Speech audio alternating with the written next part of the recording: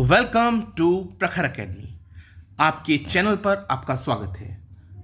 हमारी शुरुआत होती है मोटिवेशनल थॉट के साथ। क्या है आज का motivational thought? A journey of 1,000 miles begins with a single step.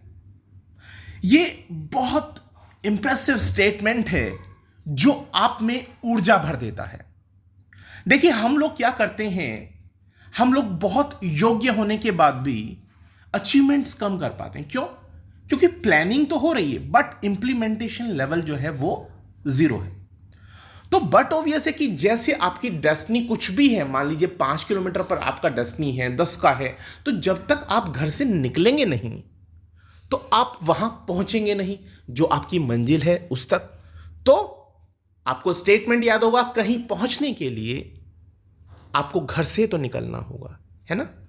तो मेन बात क्या है कि a journey of 1,000 miles begins with a single step. इस बात को आप इस कॉन्सेप्ट में भी ले सकते हैं। इस कॉन्सेप्ट को समझिए, जैसे कहते हैं कि बूंद बूंद से सागर भरता है।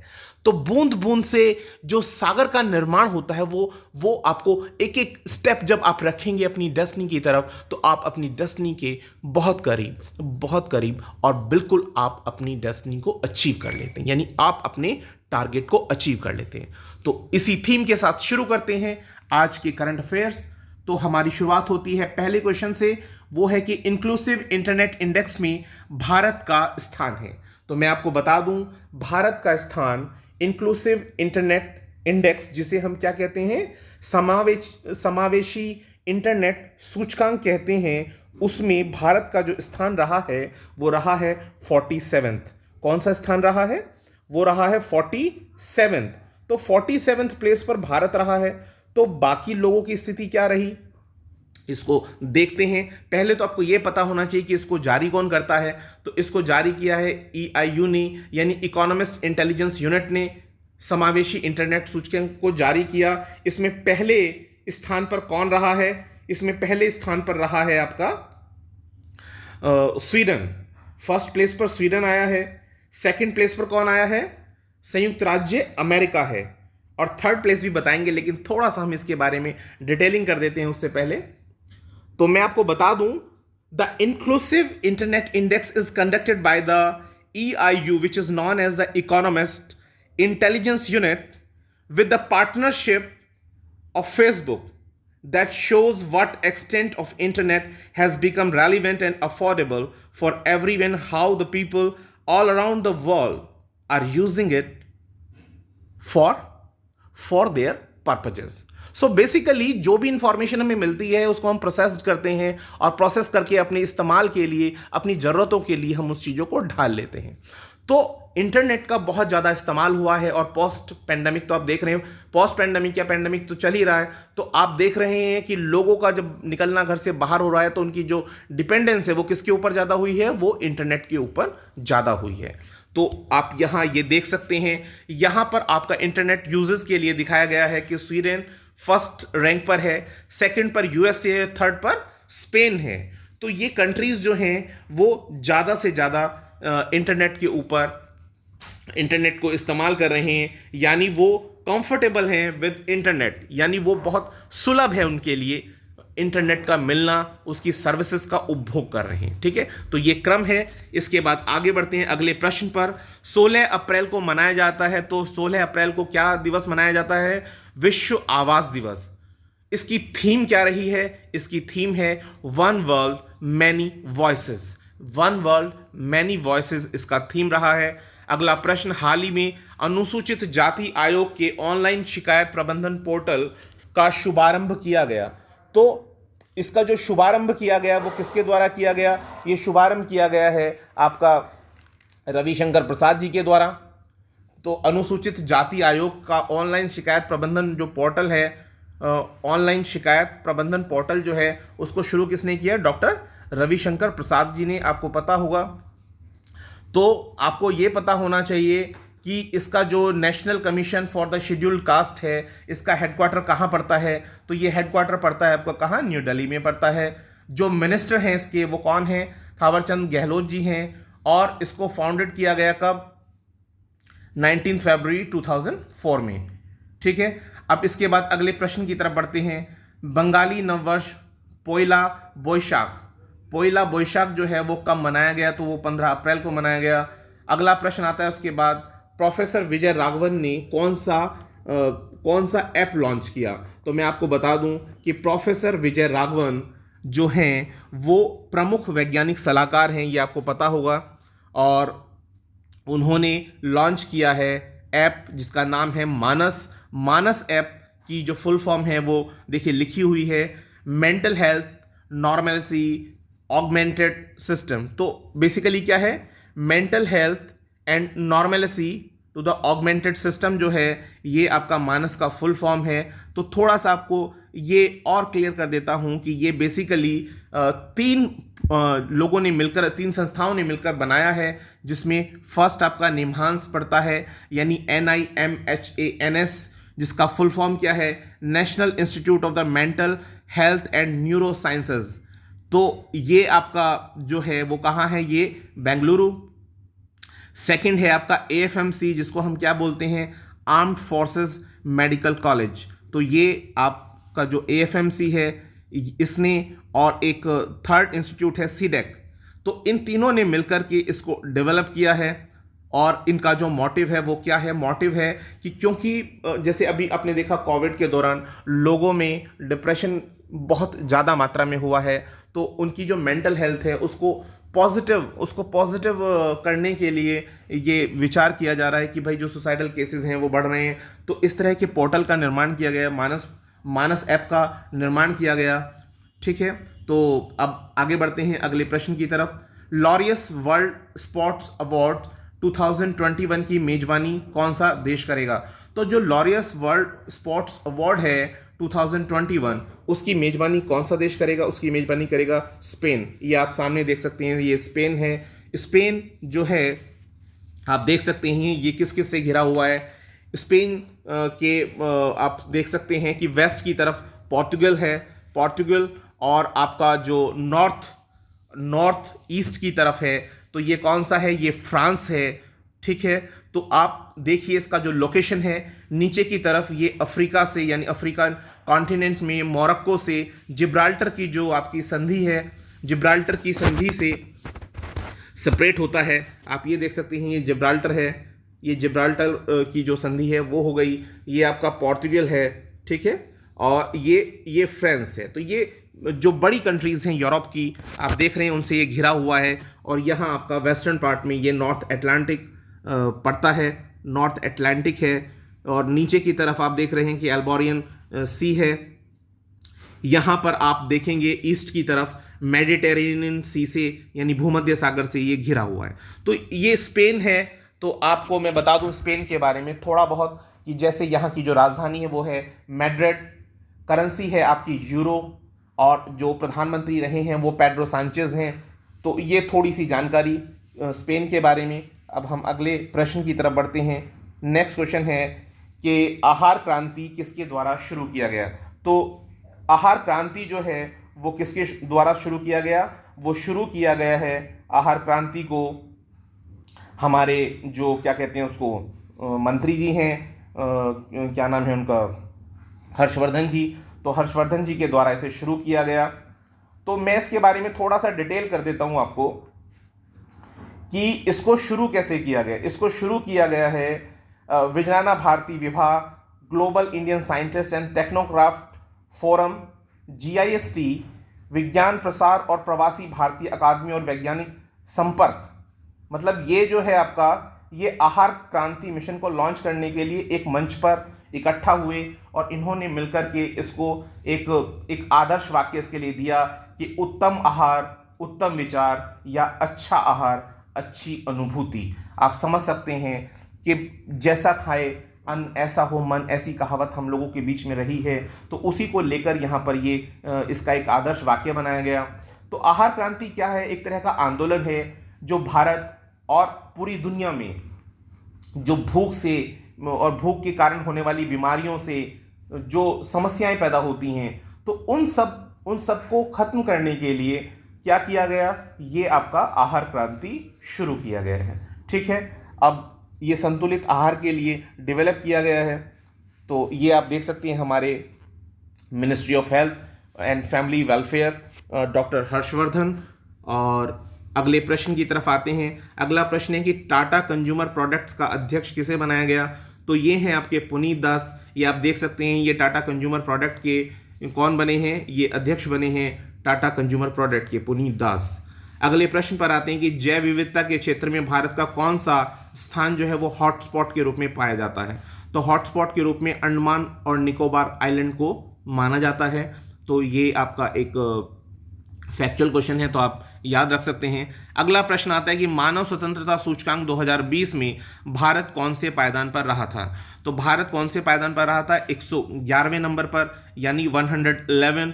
मानव स्वतंत्रता सूचकांक 2020 में 162 देशों को शामिल किया गया, जिसमें तकरीबन 76 इंडिकेटर्स थे। और उन इंडिकेटर्स में जो मेन है, जैसे कि पर्सनल फ्रीडम जो होती है, नागरिक यानी जो सिविल फ्रीडम है, या आर्थिक स्वतंत्रता यानी इकोनॉमिकल फ्रीडम जो होती है। तो ऐसे 76 आपके इंडिकेटर्स हैं जिसके बेसिस पर एक रिपोर्ट तैयार की गई, और इस रिपोर्ट के अकॉर्डिंग भारत की जो कंडीशन है वो 111th रैंक पर आती है। Is it clear? तो इसको बनाने वाले कौन थे? इसका निर्माण करने वाले थे अमेरिकन जो थिंक टैंक है कैटो इंस्टीट्यूट, और कनाडा के फ्रेजर इंस्टीट्यूट के द्वारा इसे डेवलप किया गया। तो अगर हम देखना चाहें पायदान का क्रम, तो पहले स्थान पर न्यूजीलैंड और स्विट्जरलैंड और हांगकांग रहे हैं। ठीक है, तो ये पहले स्थान पर रहे हैं। यूएसए और यूके दोनों को 17वां पायदान दिया गया, 17th रैंक पर रहे थे। और अंतिम स्थान, जैसे 162 देशों का हमने यहाँ सर्वे किया था, तो 162 देश में 162वें ही स्थान पर सीरिया रहा, क्योंकि आपको पता होगा सीरिया जो है वो गृह युद्ध का शिकार रहा है। तो वहाँ पर फ्रीडम का तो प्रश्न ही नहीं उठता, और फ्रीडम नहीं है तो यानी रैंक में सबसे नीचे। अब अगली बात आती है भारत के पड़ोसी देशों की बात करें, तो जैसे चाइना और बांग्लादेश हो गया, तो वो क्रमशः 129 और 130वें देश हैं। तो अगर हम व्यक्तिगत स्वतंत्रता की बात करें, जिसमें हमने 3 मेजर्स की बात की थी, तो उसमें आपका 6.30 जो है वो इसका जो स्कोर आ रहा है वो किसका आ रहा है? व्यक्तिगत स्वतंत्रता में आ रहा है। आर्थिक स्वतंत्रता की बात करें तो उसमें 6.56 स्कोर पर है भारत। लेकिन ओवरऑल जैसे एवरेज निकालते हैं, तो एवरेज फॉर्म में भारत की जो मानव स्वतंत्रता सूचकांक है वो तकरीबन 6.43 है। अब अगले प्रश्न की तरफ इंपॉर्टेंट क्वेश्चन है नैनो स्नीफर। नैनो स्नीफर क्या था या क्या है? नैनो स्नीफर एक एक्सप्लोसिव ट्रेस डिटेक्टर है, जिसे एक कंपनी जिसका नाम नैनो स्निफ है उसने बनाया। इसे, जो कि बॉम्बे आईआईटी की ही एक पार्ट है, कब किया गया? 9 अप्रैल 2021 को शिक्षा मंत्री रमेश पोखरियाल निशंक जी ने इसे लॉन्च किया था। अब अभी खत्म नहीं हुआ है, ये जस्ट आपको रिमेम्बरेंस के लिए कि please subscribe, share, like and comment if you like the content please. अगला प्रश्न आता है कि केंद्रीय स्वास्थ्य और परिवार कल्याण मंत्री डॉक्टर हर्षवर्धन ने दुर्लभ रोगों के लिए राष्ट्रीय नीति 2021 को मान्यता दी है। राष्ट्रीय आरोग्य निधि की जो अम्ब्रेला योजना है उसमें कितने वित्तीय समर्थन की बात कही है? तो ये वित्तीय समर्थन की बात की गई है 20 लाख रुपए। अगला प्रश्न आता है इसके बाद, अनामय पहल क्या है? तो अनामय पहल के बारे में मैं आपको बता दूं कि अनामय पहल जो है वो एक जनजातीय भारत के आदिवासी जो समुदाय हैं उनके स्वास्थ्य और उनके पोषण के स्तर में सुधार के लिए एक बहुहितधारक पहल है। ठीक है, तो ये एक इम्पॉर्टेंट टॉपिक भी है। आप समझ सकते हैं हेल्थ इश्यूज कितने इम्पॉर्टेंट हैं, और जनजातीय समूह जो पूरे समाज से कटे रहते हैं तो उनको फैसिलिटेट करने के लिए इस योजना का निर्माण किया गया, जिसका नाम क्या है? अनामय पहल है। और इस पहल को केंद्रीय स्वास्थ्य मंत्री जो हमारे डॉक्टर हर्षवर्धन हैं और साथ ही जनजातीय मामलों के मंत्री अर्जुन मुंडा, उन्होंने दोनों ने मिलकर इसको किया है। ये आप देख सकते हैं पिक्चर में, ये अर्जुन मुंडा जी जो बाएं बैठे हैं, और अर्जुन मुंडा दाएं बैठे हैं और डॉक्टर हर्षवर्धन बाएं बैठे हुए हैं। अब इसके बाद थोड़ा सा और डिटेल इसके बारे में कि इसे संयुक्त रूप से 7 अप्रैल 2021 को वीडियो कॉन्फ्रेंसिंग के माध्यम से आदिवासी स्वास्थ्य सहयोग अनामय पहल जो है उसका शुभारंभ किया गया। अब ये जो पहल है, इस पहल को पीरामल फाउंडेशन और bill and Melinda Gates foundation, यानी इसको शॉर्ट फॉर्म में BMGF कह सकते हैं, इन दोनों के द्वारा सपोर्ट से इसको डेवलप किया गया है। अब अगले प्रश्न पर आते हैं कि सॉवरन गोल्ड बॉन्ड चर्चा में क्यों है, एसजीबी क्या है। तो मैं आपको बता देता हूं कि भारत सरकार ने भारतीय रिजर्व बैंक के ही परामर्श से एसजीबी यानी सॉवरन गोल्ड बॉन्ड एसजीबी जो है उसको शुरू किया। ठीक है, तो उसको शुरू किया कब, यह 6 अवधि की श्रृंखलाओं में अप्रैल 2020 से सितंबर 2020 के बीच में जारी किए जाएंगे। तो इसके बारे में थोड़ा सा बताने की ज़रूरत है, इसकी क्या क्या फीचर्स हैं। तो सॉवरेन गोल्ड बॉन्ड जो है वो 2020-21 में जारी किया गया, इसके बारे में बात हुई आपसे के नाम से भारत सरकार की ओर से भारतीय रिजर्व बैंक की सहायता से जारी किए जाने थे। अच्छा, अब इसमें जो मेन बात है वो ये है कि इसका जो हम बिक्री करना चाहते हैं वो जैसे इंडिविजुअल बिक्री हो सकती है, जैसे HUF आपने सुना होगा, हिंदू अनडिवाइडेड फैमिलीज होता है, तो HUF के माध्यम से, ट्रस्ट के माध्यम से, यूनिवर्सिटीज़ के माध्यम से, जो आपके धर्मार्थ संस्थान होते हैं, ऐसे सब निकायों तक ये सीमित रखा गया। अब इसमें है क्या कि SGB में एक जैसे 1 ग्राम आपका एक यूनिट मान लिया गया, जैसे सोने का एक यूनिट होता है, तो इसके रूप में मतलब इसी के गुणांक के रूप में से अंकित करने की बात कही गई। इसका जो टाइम पीरियड रहा वो 8 ईयर्स रहा, और इसका जो लॉक इन है, लॉक इन मतलब जब तक पैसा नहीं निकाल सकते, आप पैसा नहीं निकाल सकते इसमें 5 साल तक, लेकिन 5 साल के बाद इसका पैसा निकाला जा सकता है, उसका विकल्प रहता है। इसमें जो ब्याज भुगतान है वो ब्याज भुगतान की तिथियों पर ही आप इसका इस्तेमाल कर सकते हैं। और इम्पॉर्टेंट बात इसमें यह है कि संयुक्त रूप से इसे धारण किए जाने की स्थिति में आप इसे 4 किलोग्राम निवेश सीमा तक जो पहला आवेदक होता है, फर्स्ट एप्लीकेंट होता है, वो इसे इस्तेमाल कर सकता है। SGB जो है उसकी बिक्री आपकी अनुसूचित वाणिज्यिक बैंकों जैसे कि आपके लघु वित्त बैंक होते हैं या भुगतान बैंक होते हैं, इन्हें छोड़कर सभी अनुसूचित वाणिज्य बैंकों में हो सकती है। और स्टॉक होल्डिंग जो कॉरपोरेशन ऑफ इंडिया लिमिटेड होता है, जैसे SHCIL है, जैसे आपके डाकघर हैं, मतलब जिनको रजिस्टर्ड किया गया है, ऐसे डाकघर और मान्यता प्राप्त जो स्टॉक एक्सचेंज हैं, national stock exchange of India हो गया और बॉम्बे स्टॉक एक्सचेंज होता है, उनके जरिए भी की जाएगी। तो ये कुछ बातें हो गई किसके बारे में, ये बातें हो गई सॉवरेन गोल्ड बॉन्ड के बारे में। अब आगे बढ़ते हैं, अगला प्रश्न है, हाल ही में विज्ञान आधारित लक्ष्य पहल SBTI पर हस्ताक्षर करने वाला भारतीय बंदरगाह कौन सा है। तो ये है आपका अडानी बंदरगाह। कौन सा बंदरगाह है, Adani ports and special economic zone limited यानी FSEZ। तो ये आपका है पहला। ये कब हस्ताक्षर किए गए, ये 22 जुलाई 2020 को। किसने किए, ये करने वाले हैं आपके Adani ports and special economic zone यानी APSEZ। ठीक है, तो ये है क्या, जो SBTI की हमने बात की थी, तो SBTI ये संयुक्त राष्ट्र global compact, world resources institute जैसे आपका WRI बोलते हैं, world wild fund for the nature WWF, इन सब के बीच का एक सहयोग है एक तरह से।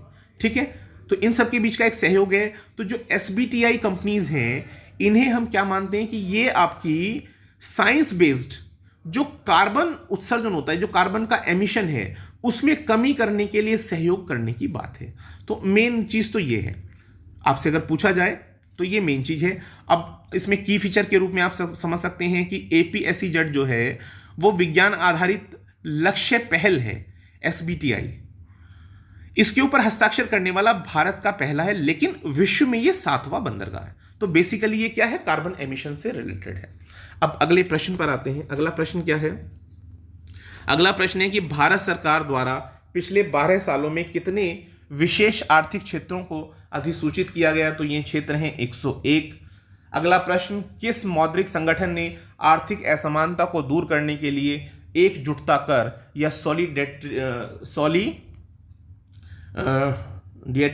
जो टैक्स होता है उसको वसूलने की बात की। तो ये आपका IMF है। मैं आपको बता दूं कि ये होता क्या है एकजुटता कर। ये एकजुटता कर का मतलब ये है, जैसे अर्निंग कुछ मेंबर जो हैं वो ज़्यादा कर पाते हैं, कुछ कम कर पाते हैं। मतलब कुछ इस तरह से समझिए जैसे कि अभी बात हुई थी पेंडेमिक की, तो पेंडेमिक में क्या हुआ, जो आपके ऐसे प्रतिष्ठान हैं जो ऑनलाइन वर्किंग नहीं करते, तो उनकी जो इनकम है वो तो बिल्कुल खत्म हो गई, लेकिन जो ऑनलाइन प्लेटफॉर्म्स थे वो अच्छी अर्निंग कर रहे थे। तो ऐसे में क्या है, ये देखा गया एक सर्वे में कि ऑनलाइन प्लेटफॉर्म पे बहुत से लोगों ने काफ़ी अच्छा इनकम किया है। तो अब ये एक टैक्स आईएमएफ की तरफ से लगाने की बात है कि भाई एकजुटता कर जो है वो वसूला जाए उन संगठनों से जिन्होंने कि अच्छा मुनाफा कमाया है इस दौरान, और उसको डिस्ट्रीब्यूट कहाँ किया जाए, उसको डिस्ट्रीब्यूट किया जाए ऐसे प्लेसेस पर जहाँ मुनाफा नहीं हो, यानी राहत दी जाए। तो ये क्या है, ये एकजुटता कर है, मतलब इस कॉन्सेप्ट को आप ऐसे समझ सकते हैं। अगला इसके बाद आता है जनवरी 2020 में नई दिल्ली में नेशनल स्टॉक एक्सचेंज के नॉलेज हब का उद्घाटन किसने किया?